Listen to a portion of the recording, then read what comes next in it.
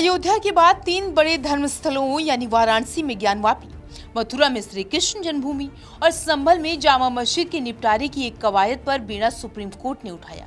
Supreme court ने समाधान समारोह 2026 के जरिए एक विशेष अदालत बनाकर सभी पक्षों को एक साथ बिठाकर विवादों का निपटारा करने का प्रस्ताव रखा था, जिसके लिए 21, 22 और 23 अगस्त की तारीखें बेहद अहम मानी गई। इससे पहले 5 जून को सुप्रीम कोर्ट समन्वय समिति की ओर से जारी किए आदेश में कहा कि इन मामलों को स्पेशल लोक अदालत के जरिए सुलझाने के लिए सही माना गया।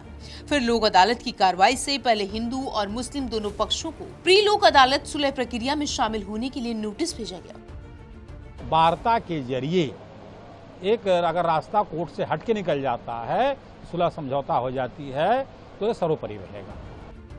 जैसे ही लगा कि शायद किसी बीच के रास्ते से इन मुद्दों को सुलझाया जा सकता है, उससे पहले ही मंदिर मस्जिद दोनों पक्षों ने आपसी सुलह समझौते से मध्यस्थता के जरिए विशेष लोक अदालत में इन विवादों को निपटाने की सुप्रीम कोर्ट की पहल को नकार दिया। मुस्लिम पक्ष का कहना है कि उनके विवाद कानूनी रूप से अदालत के जरिए निपटाए जाने चाहिए। सर्वोच्च न्यायालय ने समाधान समारोह का आयोजन किया है, जिसमें लाखों केसेस है, उनमें ज्ञानवापी जैसे अति संवेदनशील मुकदमे भी शामिल हैं। तो ये बाध्यकारी नहीं है, एक आमंत्रण है जिसको हम लोगों ने तय किया है कि अंजुमन इंतज़ामिया मसाजिद इसमें किसी भी स्तर पे इस तरह के सहमति के आधार पर मुकदमों के निस्तारण के लिए नहीं जा रही है।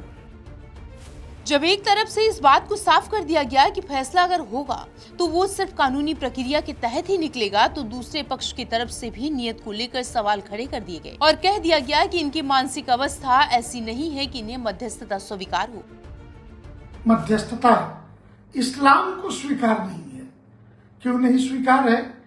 जिन लोगों की यह मानसिक अवस्था है कि उनके बाप दादों ने 700 वर्षों तक हिंदुओं पर हुकूमत की, उनके मंदिर तोड़े, उनके मठों पर कब्जे किए, इस देश के धन लूटे और कब्जा की गई संपत्ति को सभ्यता के अंतर्गत वापस कर देना या भारत के कानून व्यवस्था के अंतर्गत न्यायपालिका की छत्र छाया में वापस कर देना, यह उनके लिए संभव नहीं है।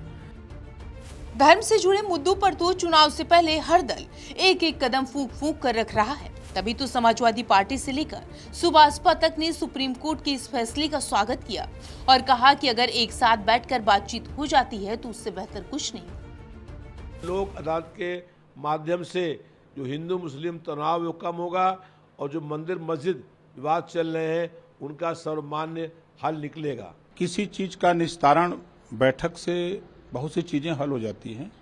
जब बैठक से हल नहीं होती हैं तब फिर मामला न्यायालय की तरफ बढ़ता है।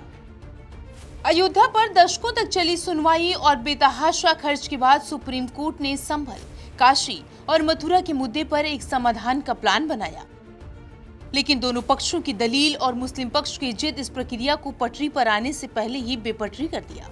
ऐसे में सवाल यही है कि अयोध्या की तरह इन तीनों का समाधान भी कोर्ट से ही होगा।